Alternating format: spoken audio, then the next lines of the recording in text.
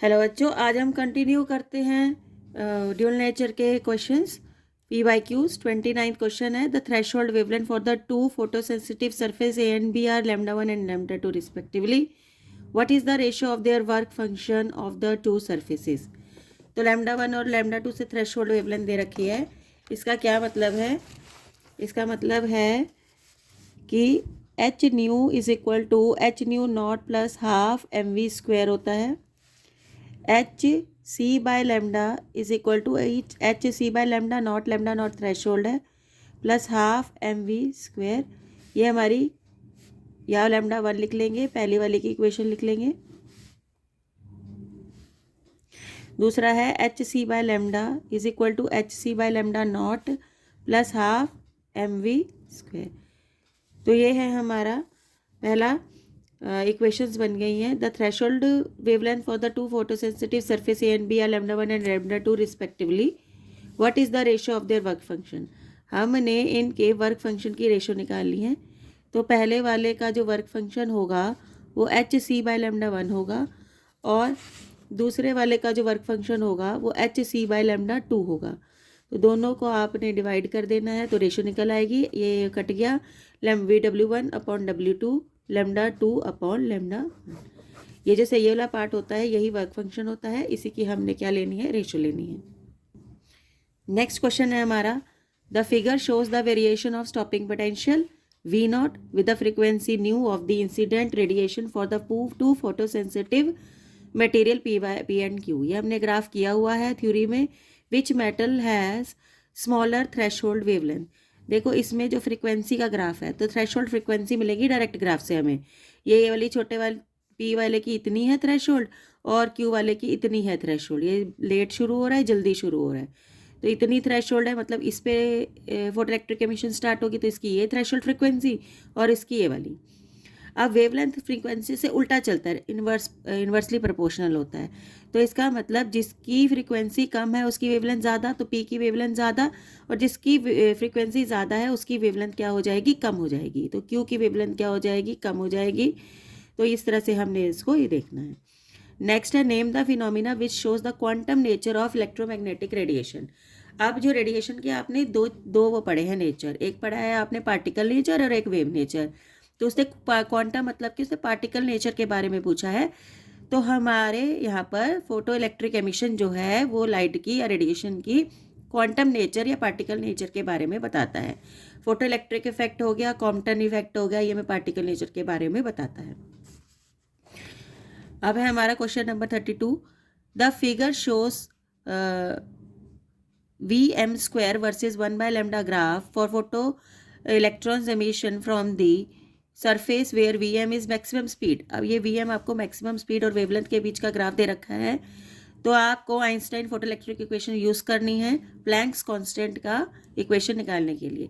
अगर ऐसा कोई आपके पास क्वेश्चन आता है तो आपको इसके और इसके बीच का रिलेशन देखना है, कोई भी एक रिलेशन जिसमें ये दोनों चीज़ें आती हों। तो वेलोसिटी का स्क्वायर भी आता हो और 1/λ भी आता हो। तो ये हमारा क्वेश्चन हमने पहले ही लिखा था, H C by lambda is equal to H C by lambda not plus half mv square.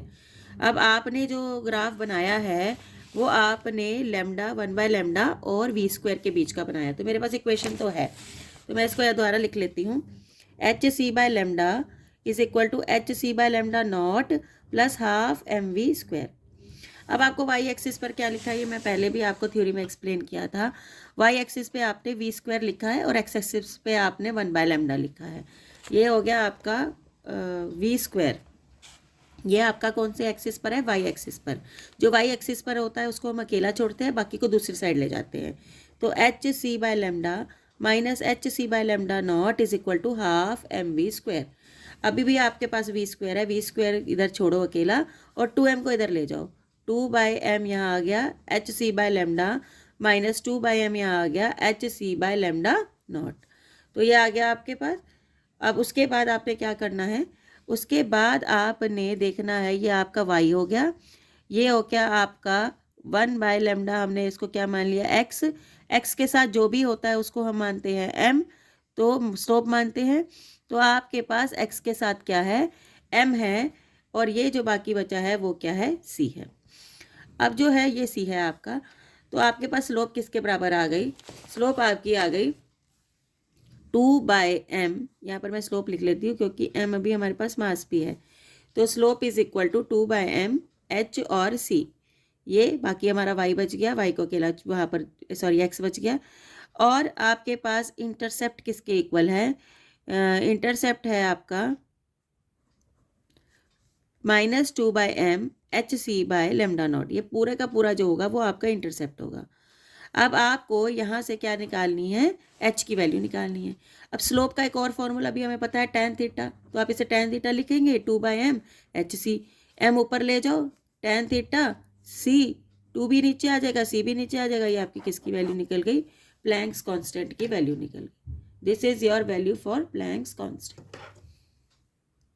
Next question है, what is the frequency, why is the frequency and not the intensity of the light source that determines whether the emission of the photoelectrons will occur or not? Explain। तो intensity क्यों नहीं बताती कि photo electric emission होगा कि नहीं होगा, frequency क्यों बताती है? वो आपने पढ़ रखा है, वो इसलिए होगा क्योंकि जो एनर्जी है वो फ्रीक्वेंसी पे डिपेंडेंट है। तो इसीलिए जितनी हम ज़्यादा एनर्जी डालेंगे, ठीक है, वो वर्क फंक्शन से ज़्यादा होगी अगर, तो फोटो इलेक्ट्रिक एमिशन होगी, अदरवाइज वो नहीं होगी। इसीलिए फ्रिक्वेंसी बताएगी कि फोटो इलेक्ट्रिक एमिशन होगा कि नहीं होगा। तो figure shows the stopping potential और लैम्डा 1/λ के बीच का graph for the 2 metals A and B, lambda being the wavelength of the incident. How is the Planck's constant determines from the graph? ये बिल्कुल वही क्वेश्चन है, बस हमने v² की जगह क्या ले लिया है? v0 ले लिया है। तो हम इसको कैसे करेंगे? हम इसको इस तरह से करेंगे। देखो, अब मुझे जो इक्वेशन लेनी है वो मुझे स्टॉपिंग पोटेंशियल और 1/λ के बीच में लेनी है। स्टॉपिंग पोटेंशियल और 1/λ hc/λ0 प्लस EV0, क्योंकि काइनेटिक एनर्जी का एक और भी होता है EV0। तो hc/λ is equal to hc/λ0 plus EV0। अब ये जो है हमारे को, जो हमारा y एक्सिस अकेला छोड़ना होता है, hc/λ minus hc/λ0 is equal to EV0। ये E नीचे आ जाएगा क्योंकि हमने y एक्सिस वाले को अकेला छोड़ना होता है। hc/E minus hc/E0। तो अभी हमारे पास ये जो है दिस इज अवर x। तो x के साथ जो भी लगा होगा वो स्लोप होगी, और ये प्लस c होगा और ये v0 होगा। स्लोप को मैं लिख लेती हूँ, slope is equal to hc/E, और इंटरसेप्ट को मैं लिख लेती हूँ माइनस hc/E। ये आपकी इंटरसेप्ट आ गई, और ये भी λ0 भी। तो ये पूरी स्लोप आ गई। स्लोप का फॉर्मूला tan थीटा भी होता है, मैंने अभी भी बताया। तो यहाँ से हम h की वैल्यू निकाल लेंगे, h is equal to E tan θ/c। तो इस तरह से हमारी h की वैल्यू निकाली जाती है, ये इस टाइप के इक्वेशंस के अंदर। तो ये आपको ये ध्यान से करके जाना है, ये इंपॉर्टेंट है। If the distance between the light source and the surface metal A is increased, how will the stopping potential for the electrons emitted from it be affected? Justify your answer। उसका distance between the source और the metal को हमने cathode को increase कर दिया, तो क्या stopping potential पे कोई असर पड़ेगा? आपने अभी देखा है स्टॉपिंग पोटेंशियल सिर्फ और सिर्फ किस पे डिपेंड करता है? फ्रीक्वेंसी पे डिपेंड करता है। तो इसका मतलब डिस्टेंस का कोई भी असर स्टॉपिंग पोटेंशियल पे नहीं पड़ेगा। हमने क्योंकि देखा है it does not depend upon the distance, it only depends upon the frequency. We write 2 main observation of the photoelectric effect experiment which could only be explained by Einstein photoelectric equation. आपने observation में क्या देखा है? पहला तो आपने ये देखा है वर्क फंक्शन ये नीचे फोटो इलेक्ट्रिक एमिशन नहीं होती है, और जो इंटेंसिटी है वो इंटेंसिटी पे सैचुरेशन करंट तो डिपेंड करता है, लेकिन स्टॉपिंग पोटेंशियल डिपेंड नहीं करता। और आपने एक और भी ऑब्जर्वेशन वहाँ पर देखी है कि स्टॉपिंग पोटेंशियल सिर्फ फ्रीक्वेंसी पे डिपेंड करता है, इंटेंसिटी पे डिपेंड नहीं करता। तो ये फ्यू ऑब्जर्वेशन हमने फोटो इलेक्ट्रिक इफेक्ट में देखी है। If the light of the wavelength this is incident on each of the metal given in table, which one will show photoelectric emission and why?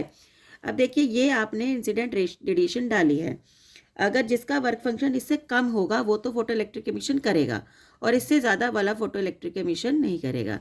तो ये वेवलेंथ है। पहले हम energy निकाल लेते हैं। तो हम क्या करके एनर्जी निकालेंगे? हमने एनर्जी का फॉर्मूला होता है हमारा hc/λ। h की वैल्यू पुट करेंगे 6.6 इंटू 10⁻⁻34 जूल सेकेंड, 3 इंटू 10⁻8, और मेरे पास जो वेवलेंथ है वो है 412.5 nanometer, sorry meter, nanometer. 412 nanometer को मीटर में चेंज आता है आपको करना 10⁻⁻⁹ करके हम यहाँ से एनर्जी की वैल्यू निकाल लेंगे। तो इसको करके बेटा जी आपका इसको अगर आपको इलेक्ट्रॉन वोल्ट में करना है, क्योंकि जो हमारे को वैल्यूज़ दे रखी है वो सारी इलेक्ट्रॉन वोल्ट में दे रखी हैं, तो आप इसको क्या करोगे, जूल में नहीं रहने दोगे, इसको आप जो है प्लैंक्स कांस्टेंट, सॉरी, आप इसको इलेक्ट्रॉन वोल्ट में कर लोगे। जो आंसर आएगा वो अप्रॉक्सीमेटली कितना आएगा, 3 इलेक्ट्रॉन वोल्ट आएगा। अब क्या होता है 3 इलेक्ट्रॉन वोल्ट, इससे ज़्यादा है यहाँ फोटो इलेक्ट्रिक एमिशन हो जाएगी, 3 इससे भी ज़्यादा है यहाँ पर भी फोटो इलेक्ट्रिक इफेक्ट हो जाएगा, और यहाँ पर नहीं होगा और यहाँ पर नहीं होगा, क्योंकि इन दोनों की वैल्यू जो है 3 से क्या है, कम है। तो थ्रेशोल्ड तो कम से कम हमें इतनी चाहिए होगी ना, इन सब के लिए 1.92 के लिए कम से कम इतनी चाहिए होगी 1.9, तीनों से ज़्यादा तो हो जाएगा, 2 से भी ज़्यादा इससे भी हो जाएगा, इन दोनों से फोटो इलेक्ट्रिक एमिशन नहीं होगा। Using the graph shown in the figure for stopping potential versus incident frequency of photons calculate Planck's constant. अब हमें यही वही सेम ग्राफ है जो हमने ऊपर किया है, हमने v और न्यू के बीच का रिलेशन देखना है। अभी अभी हमने ये किया था हमने, और इसके बाद आपको ये हमने किया हुआ है इसको, बस हमने यहाँ पर लेमडा की जगह क्या ले लेना है, न्यू ले लेना है। देखो H nu is equal to H nu not plus E V not. अब इसको अकेला छोड़ना है, H nu minus H nu not is equal to E V not, V not will be equal to H nu by E minus H nu not by E. अब ये जो है वो आपका है एक्स, ठीक है, क्योंकि फ्रीक्वेंसी जो है आप एक्स एक्सिस पे आपने फ्रीक्वेंसी ले रखी तो इसे एक्स मान लो। जो एक्स के साथ होगा वो होगा एम, एम किसके बराबर हो गया, मतलब स्लोप किसके बराबर हो गया, एच बाई ई के बराबर हो गया स्लोप, और स्लोप किसके इक्वल है, tan थीटा के। तो आपका Planck's constant E tan theta आ जाएगा।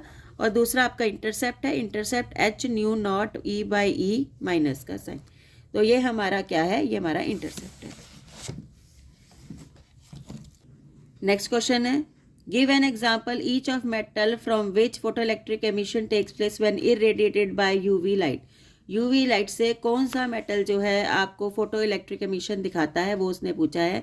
तो जिंक और कैडमियम होता है, ये यूवी से दिखाता है, और लिथियम और सोडियम होता है जो आपको विजिबल लाइट डालने से फोटो इलेक्ट्रिक एमिशन दिखाएगा। तो ये आपको याद रखना है, ये मैंने आपको डिस्क्रिप्शन में भी बताया था कि कौन कौन सा जो है रेडिएशन किस किस मेटल के साथ दिखाता है। तो यूवी के साथ जिंक और कैडमियम, और विजिबल के साथ सोडियम और लिथियम दिखाता है। तो आपको ये चीज़ें याद रखनी है, ठीक है। अब है हमारा the work function of the metal is 4.50 electron volt. आपको वर्क फंक्शन दे रखा है, find the frequency of light to be use to eject out electron from a metal surface with a maximum kinetic energy of 6.606 into 10⁻⁴। ये आपको maximum kinetic energy दे रखी है, आपको work function भी दे रखा है। तो आपको frequency of the light to be used निकालनी है, मतलब इंसिडेंट की आपको फ्रीक्वेंसी निकालनी है इसके अंदर। तो हम वही वाला इक्वेशन आपकी यूज़ करेंगे, हम H nu is equal to H nu not plus half M V square. तो आप ये वर्क फंक्शन होता है, ये आपको इसकी पूरे की वैल्यू दे रखी है वर्क फंक्शन की। तो मैक्सिमम काइनेटिक एनर्जी की भी आपको वैल्यू दे रखी है, और आपको ये फ्रीक्वेंसी निकालनी है। तो आपको दे रखी है 4.50 इलेक्ट्रॉन वोल्ट। तो हम यहाँ लिख लेते हैं कि हमें वर्क फंक्शन दे रखा है 4.50 इलेक्ट्रॉन वोल्ट, और हमें काइनेटिक एनर्जी दे रखी है, 6.06 इंटू 10⁻⁻⁹ जूल। तो ये दो चीज़ें हमको दे रखी हैं, हमने बस इस पर वैल्यूज़ पुट करनी है ये वाली इक्वेशन में, और हमने आंसर निकाल लेना है। तो अब इसको यहाँ पर देखेंगे हम, हमें वर्क फंक्शन कितना दे रखा है, 4.50 इलेक्ट्रॉन वोल्ट दे रखा है। काइनेटिक एनर्जी हमें जूल में दे रखी है, हमें इसको क्या कहते हैं उसके अंदर कन्वर्ट करना पड़ेगा। देखो मुझे दे रखी है 6.06 इंटू 10⁻⁻⁻ जूल, इतनी काइनेटिक एनर्जी मुझे दे रखी है, लेकिन आई हैव टू कन्वर्ट, क्योंकि आप इलेक्ट्रॉन वोल्ट में इलेक्ट्रॉन वोल्ट ही ऐड करेंगे, तो मुझे इसको भी इलेक्ट्रॉन वोल्ट में कन्वर्ट करना पड़ेगा। 1.6 इंटू 10⁻⁻⁹ से डिवाइड करके ये कट जाएगा, और आपके पास एच न्यू की वैल्यू आएगी अभी इंसिडेंट एनर्जी की। तो आप इसको सॉल्व करेंगे, इसका आएगा 3.78 इलेक्ट्रॉन वोल्ट। आप इन दोनों को ऐड करेंगे, 8.828 इलेक्ट्रॉन वोल्ट जो है आपकी एच न्यू आ गई। न्यू किसके इक्वल होगी, एच से डिवाइड कर दो, 6.6 इंटू 10⁻⁴। अब इसमें एक और कन्फ्यूज़न आ गई, ऊपर तो आप इलेक्ट्रॉन वोल्ट ले रहे हो, इसे भी इलेक्ट्रॉन वोल्ट लेना पड़ेगा आपको। तो 1.6 इंटू 10⁻⁻19 से डिवाइड करना पड़ेगा, और आपको फिर उसके बाद क्या निकालनी पड़ेगी, फ्रीक्वेंसी निकालनी पड़ेगी। अगर आपने एक चीज़ इलेक्ट्रॉन वोल्ट में ली है तो दूसरी जूल में नहीं लेंगे, दूसरी भी आप इसमें लेंगे, इलेक्ट्रॉन वोल्ट में ही लेंगे। अब है use Einstein photoelectric equation two depict the variation of the maximum kinetic energy of electrons emitted with the frequency new of the incident radiation. तो आपको आइंस्टाइन फोटोइलेक्ट्रिक इक्वेशन यूज़ करनी है, मैक्सिमम काइनेटिक एनर्जी की variation देनी है आपको incident frequency के साथ, कि इंसिडेंट फ्रीक्वेंसी जब हम बढ़ाएंगे तो काइनेटिक एनर्जी भी क्या होगी, बढ़ेगी। तो ये हमने देखना है। A photosensitive material is illuminated with the beam of yellow light and a red light, both of same intensity. एक बारी हमने येलो लाइट डाली, एक बारी हमने रेड लाइट डाली, सेम इंटेंसिटी की। In which case will photo electric electrons will have more kinetic energy. किसके पास काइनेटिक एनर्जी ज़्यादा होगी? अगर आप रेड और येलो को कंपेयर करते हैं तो रेड की वेवलेंथ होती है कम, इसकी वेवलेंथ होती है कम, और येलो की वेवलेंथ होती है ज़्यादा। तो आपको ये देखना है, जिसकी वेवलेंथ कम होती है उसकी एनर्जी जो है, फ्रीक्वेंसी जो है वो ज़्यादा होगी, तो उसकी एनर्जी भी ज़्यादा होगी। जिसकी एनर्जी ज़्यादा होगी उसकी काइनेटिक एनर्जी भी क्या निकलेगी, ज़्यादा निकलेगी। तो जो आपकी रेड लाइट होती है, इसकी जो वेवलेंथ होती है वो होती है ज़्यादा, इसकी रेड की वेवलेंथ होती है ज़्यादा, तो इसकी फ्रीक्वेंसी होगी कम, फ्रीक्वेंसी होगी कम इसकी, तो आपकी इंसिडेंट की फ्रीक्वेंसी कम तो एनर्जी भी कम, एनर्जी कम तो उसकी काइनेटिक एनर्जी भी कम ही निकलेगी। और opposite in the case of yellow light, ठीक है, उल्टा हो जाएगा येलो लाइट के केस में। तो जिसकी एनर्जी ज़्यादा होगी, जिसकी इंसिडेंट एनर्जी ज़्यादा होगी, उसकी काइनेटिक एनर्जी भी ज़्यादा निकलेगी। More numbers of electrons are emitted. अब उसने इंटेंसिटी सेम डाली है। नंबर ऑफ इलेक्ट्रॉन्स पे क्या चीज़ डिपेंड करती है, किस पे नंबर ऑफ इलेक्ट्रॉन्स डिपेंड करते हैं, कि आपकी इंटेंसिटी क्या है। इंटेंसिटी, क्योंकि मैंने आपको हर क्वेश्चन में पहले भी समझाया है कि इंटेंसिटी जितनी ज़्यादा डालोगे, ठीक है, नंबर ऑफ फोटोन्स जितने ज़्यादा डालोगे उतने नंबर ऑफ एक इलेक्ट्रॉन एक फोटोन खाएगा और एक इलेक्ट्रॉन बाहर निकल आएगा। तो जितने फोटोन आप ज़्यादा डालेंगे उतना ज़्यादा क्या निकलेंगे, इलेक्ट्रॉन्स बाहर निकलेंगे, और उतना ज़्यादा फोटो इलेक्ट्रिक करंट बनेगा, या मोर नंबर ऑफ इलेक्ट्रॉन्स निकलेंगे। तो बेसिकली जो है हमारा नंबर ऑफ इलेक्ट्रॉन्स जो है वो इंटेंसिटी पे डिपेंड करते हैं। ये मैंने कई बार क्वेश्चन में बताया है कि जितनी ज़्यादा आप इंटेंसिटी डालते हो उतने नंबर ऑफ फोटोन, इसका मतलब ज़्यादा डाल रहे हो। एक मान लो हमने एक फोटोन ने, एक इलेक्ट्रॉन ने एक फोटोन को खाया और एक इलेक्ट्रॉन बाहर निकल आया, ठीक है। तो जितने ज़्यादा वो फोटोन डालेंगे उतने ज़्यादा इलेक्ट्रॉन्स जो हमारे बाहर निकलेंगे। तो जो हमारे नंबर ऑफ इलेक्ट्रॉन्स हैं वो किस पे डिपेंड करते हैं, इंटेंसिटी पे। और आपने इंटेंसिटी ले ली है सेम, तो सेम इंटेंसिटी के लिए number of photo electrons will remain the same. तो the maximum kinetic energy of the photo electrons emitted is doubled. मान लो आपने काइनेटिक एनर्जी को कर दिया double. When the wavelength of the incident on a photosensitive surface changes from